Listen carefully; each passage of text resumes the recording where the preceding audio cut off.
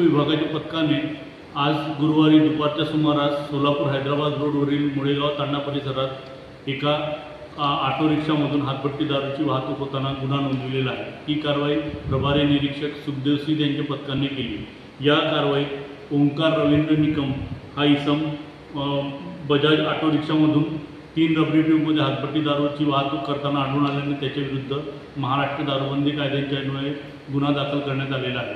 त्याच्या ताब्यातून वाहनाची किमतीसह 1.5 लाखाचा मुद्देमाल जप्त करण्यात आलेला आहे।